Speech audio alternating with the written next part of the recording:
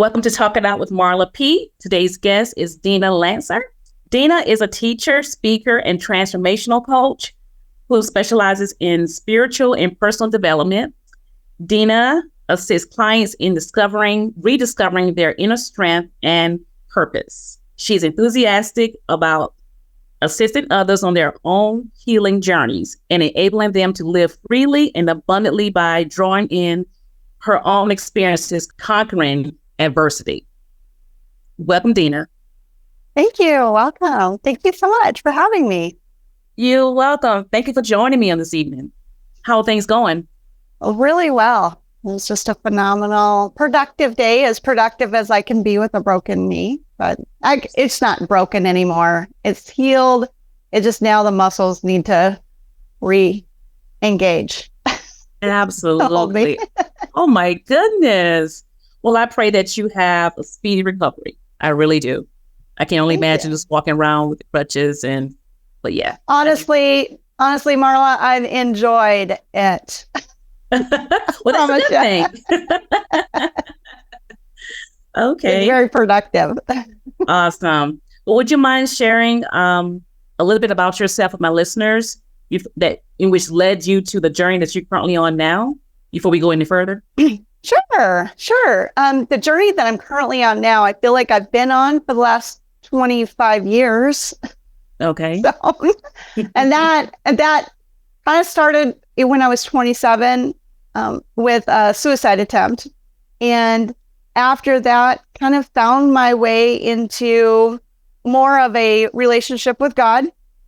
After I got out of the psych ward, massive things shifted for me. And so I've spent the next 12, 13 years just memorizing the Bible, if you would, studying it and just learning who I really am versus who I thought I was based on how I grew up. I grew up in a very abusive family with an alcoholic father, a violent father, and a very codependent mother, 4 brothers and sisters. And back in those days, it was kind of uncommon, less common than it is now for women to leave the house. And my mom was certainly no exception to the rule. And so grew up in that and had a massive crisis when I was 27. And then I've just continued to just constantly strive to know myself more. And it's such a passion for me to understand what makes people tick. Why do people do the things they do? Why are people struggling with certain things that they're struggling? Why was I struggling with certain things? And why were certain things so hard to overcome? And so it has just been a 25-year journey into everything. So I went from, like I said, a really strong foundation of the Bible, and from there went into quantum physics and new thought, and really just kind of, for me, merging and marrying science with Christianity. I call myself a kind of a quantum Christian. Okay. So it's just been a fun journey to, like I said, borrow from everything. There's so many brilliant people out there doing so much amazing things. And I've learned just so many different ways about how the human brain and consciousness actually operates and what to do to get yourself unstuck and out of those limitations and really set yourself up to be the most authentic expression that you can be. Absolutely. That's my passion. I can see it all over you, on your face, your smile. And that's a great passion to have. I know you stated that you're an expert in as far as spiritual development, personal growth, and trauma. Let's talk about the spiritual development first. Okay. So what does spiritual growth mean to you? What spiritual growth means to me is recognizing that you are more than flesh and blood, bones and skin. You have a spiritual nature that is eternal. Absolutely. You've been here forever and you're going to be here forever. And we have this we have this spark of God in each one of us. Oh, Marla, let me share something incredible with you. Please do. I think it's amazing. I don't know if you've ever heard this before, but if you heard of Dr. Greg Braden, I haven't. He's a scientist, and he started out as a biologist, or not a biologist, but a geologist, studying the ground and stuff like that.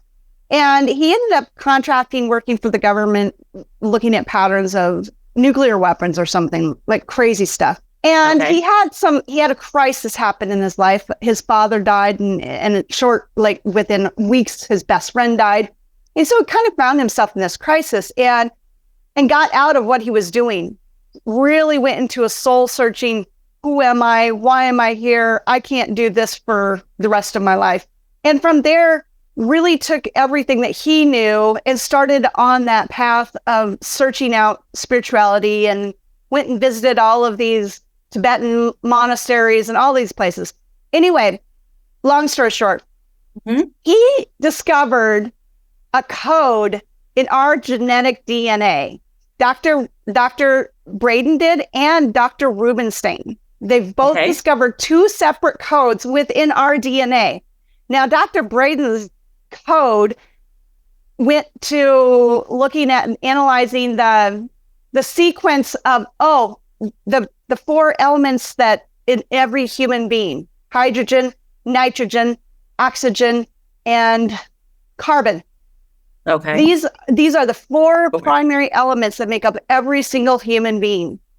And when he put those four elements, the atomic mass of those four elements, and started really analyzing the pattern of it, all of a sudden this awareness came on him when he plugged it into the Hebrew gematria calendar numbers. So Hebrew language also has a number that matches with every single letter. It spells out God eternal within the body. Wow. Yeah.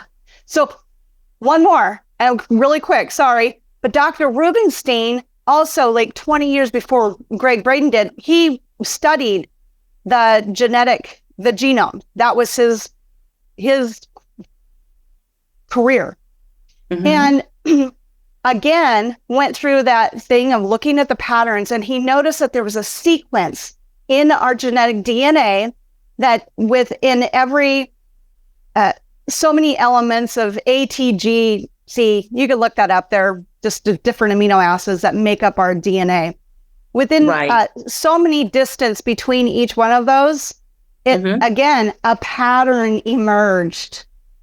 And holy buckets, I'm going to have to send you the information because it's incredible. This pattern emerged that knits our DNA together. It's a sulfuric bridge that attaches every single part of our DNA, and it spells out YHWH, Yahweh. Wow. The very signature of God is in our DNA. Yeah. There is not one human being on the planet that does not have a spark, the signature of God within them. Absolutely. So that's like a huge, that's a passion for me. When I recognize that, I'm like, everybody, it doesn't matter whether or not you believe, doesn't matter what you believe, doesn't matter who your God is. God is in your genetic DNA. That's right. That's right. That's what spirituality means to me. I love it. I love it. Thank you for sharing that. You're welcome. What practices have you found most effective for your spiritual development? What a fantastic question. Because my spiritual development has changed so dramatically over the last 20 years, I find that one of the things that stayed congruent through all of it, and it's interesting because I think every religion has it, they just call it different things. For example, prayer. Most religions have some sort of prayer, right? Even within the New Age or New Thought community, that's what an intention is. An intention is prayer. Mm-hmm. And so I don't think that you can get anywhere without praying. That's right. There's a first thing that comes, and the thing that comes before that is gratitude. Right? Lifting up praise and thanksgiving for everything in your life. Every single thing. I try to do that before my feet hit the ground in the morning. Just start to morning practice of just thinking of the things that I'm grateful for. And my practice is actually a physical practice. I write it down. Mm-hmm. You know, Marla, I have yoga pants and I have a yoga mat and I even have some yoga blocks. But if you asked me to do any sort of yoga move, I'd never be able to do it because I don't practice yoga. Right. I've got a piano, but if I don't practice my piano, I can't play anything more than chopsticks. And so gratitude, without a practice of gratitude, it's really hard to pull in gratitude on those rainy days. Oh, yeah. When the storms really come and the really hard things happen in your life, when you fall down and break a knee 4 days before you're going to Miami, you learn to find the seed of gratitude in every thing that happens, in every seed of adversity. Right. And so gratitude practice is a huge practice for me. And then prayer.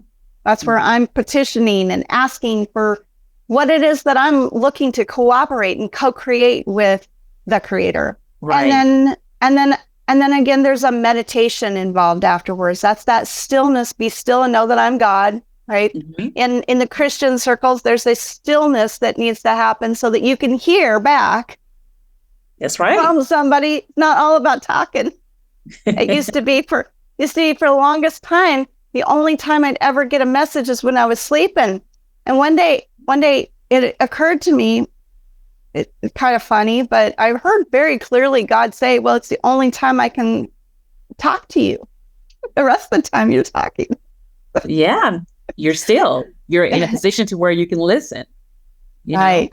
That's so true. I'd say those are like the big top three is a gratitude practice, prayer, and then some sort of way of being able to listen, meditate. That's good. So what advice would you give someone just starting their spiritual journey? A gratitude practice. I would suggest writing down 3 things that you're grateful for every day. Absolutely. Every day. In the morning, just write down 3 things that you're grateful for. Let them not be the same thing. Write it down physically because there's a lot of neural connections that happen when you're writing things down physically versus saying it out loud or typing it out. Mm-hmm. So I would definitely suggest a gratitude practice for anyone starting anywhere. When you start to, I've suffered from severe depression multiple times in my life. I have family members that have suffered from severe depression. And I can tell you that your brain cannot be both grateful and anxious at the same time. It can't be grateful and fearful at the same time. If you're worried about something, start doing a gratitude practice. What are you grateful for? And because your brain literally cannot be both grateful and anything else at the same time, except for happy. I agree with that. I agree. I mean, it's just like, why would you pray if you're going to worry? Right. You're going to pray and you just leave it in the hands of God, or you're going to worry about it. Right. Just fear. Right. And that God didn't give us a spirit of fear. Right. Power in a sound mind. That's right. And, and I think that's the key. That's the key difference, Marla, between, I think, the way I pray now versus the way I learned to pray. And that is, I pray what I want to see happen, right? Pull down the kingdom of heaven into the kingdom of earth. See as it is, as you want it to be done. Not wringing your hands. Oh God, please heal this. Oh God, fix this. I speak to it. I declare it. This is what I know is going to be happening because I'm a firm believer that I'm a co-creator with God. That's right. So put power and belief and faith in your words that you're speaking out versus fear and worry. Mm-hmm. Mm-hmm. Mm-hmm. And put action in your words. Yes. You know, you have to have action. Absolutely. Absolutely. Yeah. Mm-hmm. You're also an expert in personal growth. Now, you do have clients, right? You have clients. You don't, or you do? I do. Yeah, I do. Okay. Yeah. Okay. Okay. I'm sorry. So with personal growth, what is your take on that? So it's interesting because I think people get into personal development. Mm-hmm. I think because they're missing the spiritual development. Mm-hmm. So I think it's just a bridge to spirituality in the long run. What I found, because I started in my journey, I started in my spiritual development, and then I leaked into personal development afterwards. Okay. And what ended up happening, and I'm so grateful that I did it this way, because I got to have a really strong foundation, and I got to measure everything up against that foundation. Right. And what I recognized, in fact, I became a happiness ambassador for a few years. I was working with a company and they had happiness ambassadors, and I spoke and taught on the happiness advantage and the different happy habits that you can have. But I learned that, you know, at the end of the day, if you go outside and I don't know if you have children, but when you go outside or as a child, I'm sure you remember this, you went outside and made mud pies, right? Mm-hmm. Put all this mud in a pan and your sticks and your leaves and everything else, right? Well, you can take and you can smear whipped cream all over the top of that. It's still mud. It's still mud underneath, right? Yeah. And that's what I found happened kind of in that personal development area, the happy habits, those things, like if you don't fix the underlying issues, at the end of the day, you still have a mud pie, right? That's right. It might look good, but it doesn't have the substance that you need to carry you through. That's right. That's why I learned that and that's why I've been so blessed, I think, because I've learned how to incorporate and speak a lot of different languages, because I've been able to come out and, let me preface that. I don't speak a lot of languages on the planet, like Japanese or Russian or anything like that. Right. I can speak your language. Right. I can find out where you're at, and I can say the things that you need to hear in order to move you to the next place. And I think the biggest form of abuse that I've ever seen is spiritual abuse. And I know so many people, I've seen so many people, and I work with so many people who have come out of a religious household where the kids were maybe beaten, or mom were beaten, or just it was hell at home. But then they went to church on Sunday, and dad might have been the pastor or the deacon, or it pretended like something else was at church, right? But then came home and it was absolute hell. And so they just are tormented. And so many of my clients, honestly, have just walked away altogether. There's no God. Just become this atheist thing because they cannot believe that there's a God out there that would represent what they grew up being represented at. And so I'm able to, because of my vast knowledge of different spiritual lenses, I'll say that, and personal development, I'm able to a lot of times bring those people back home. Good. Back home to themselves, back home to who they are, back home to that God within, that Yahweh within, that spark within, finding their authentic, true expression of themselves so that they can be everything that God called them to be. And sometimes that might be by me not saying the word God to somebody, because that word is so triggering for them, and they can't hear that. And so I've just learned so much, and that's the favorite thing about my job is bringing someone back home to themselves and to a connection with spirit, a connection to remembering who they are. Right. Letting go of some of those angers and those issues, and like really entering into a place of true forgiveness. Yeah. It's just beautiful. That's awesome. That's awesome. And I just think as far as forgiveness brings on freedom.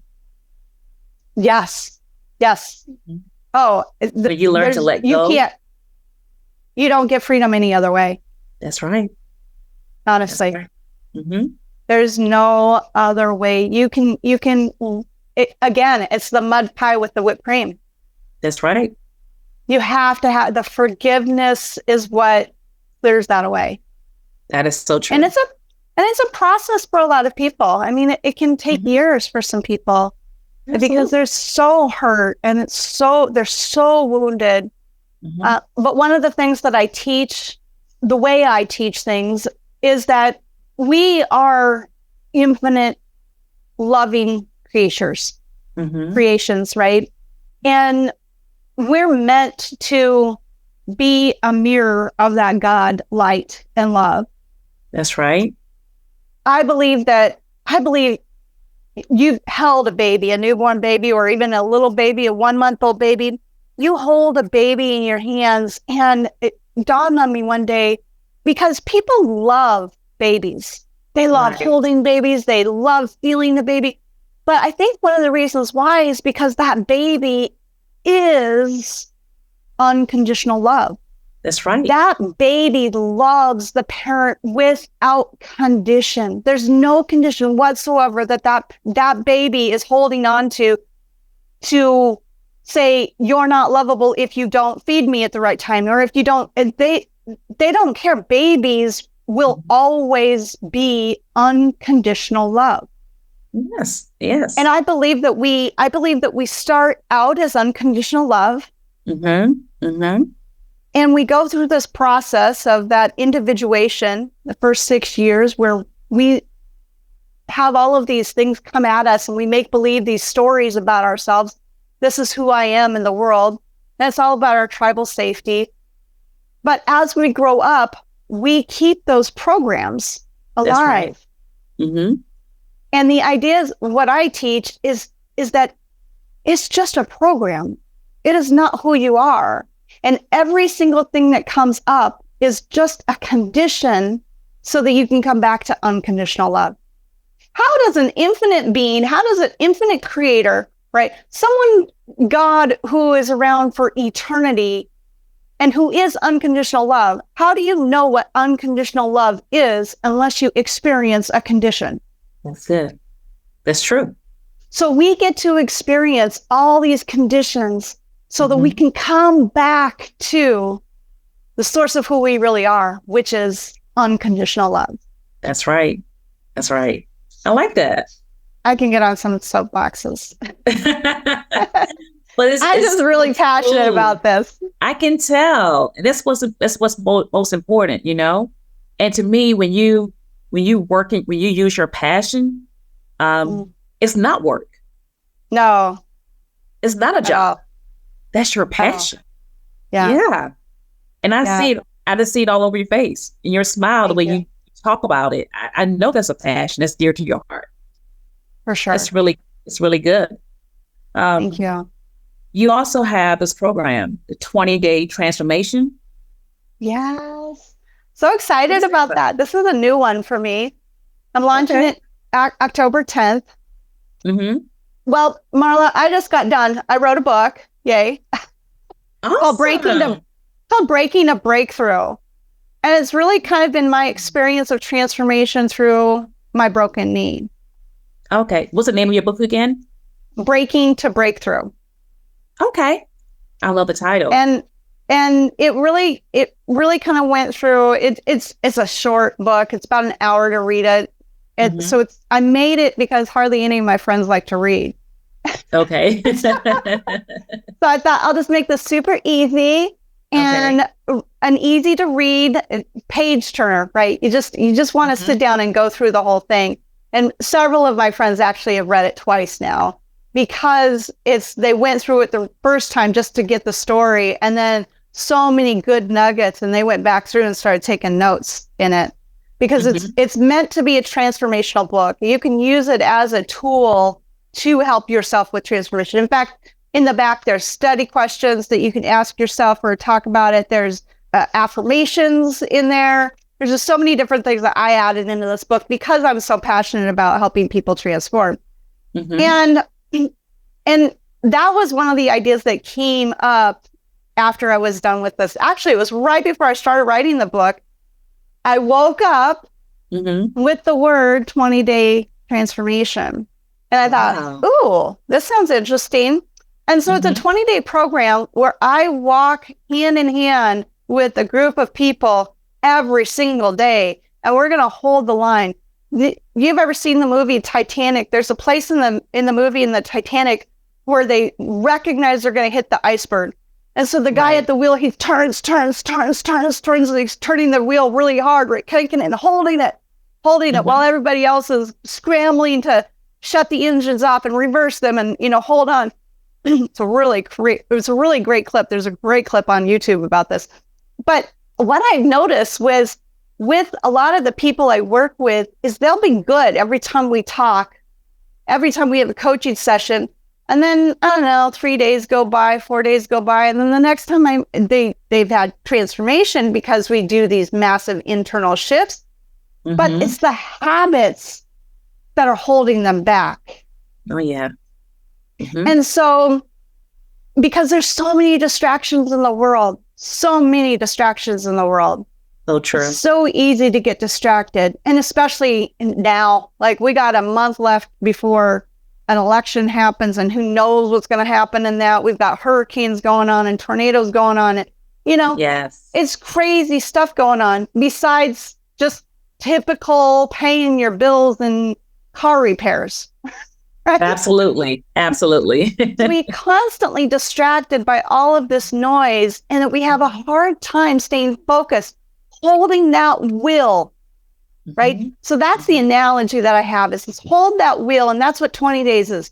I'm going to hold that wheel with you. We're going to hold onto that wheel while Spirit and God is sending out all those reinforcements to backpedal and change the course. And that's really what it's all about. It's giving 20 days of solid momentum to change the course, to write a new story.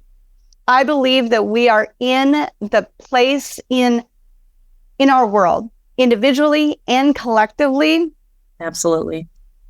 Individually and collectively, we are at a prime situation. We're on the cliff almost of changing the narrative, changing the story, recognizing that everything that you're doing right now that is not working for you, that you feel stuck, that you don't like what is happening for you, it's only because you have a program of a limitation. That's right. And if you can get past that program, if we can hold that line long enough for you to just stay focused for 20 days on creating the desired end result you want, removing all of those limitations, reminding you, I have something in this package called the morning messages.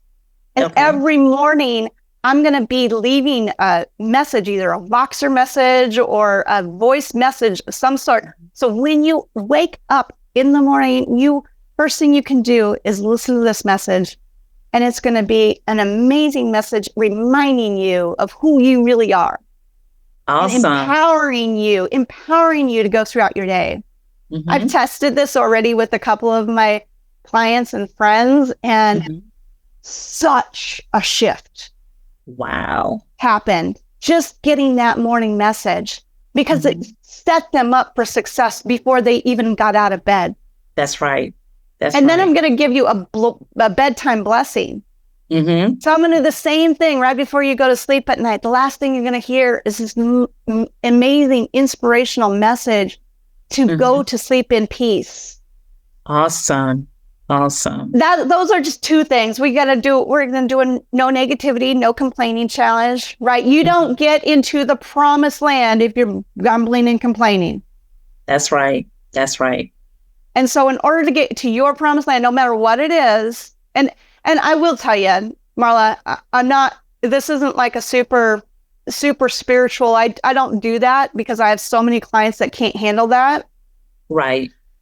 That it's a broad, obviously my core is who I am, and that comes out in everything I do. And my intention is that you feel unconditional love and grace and acceptance from me.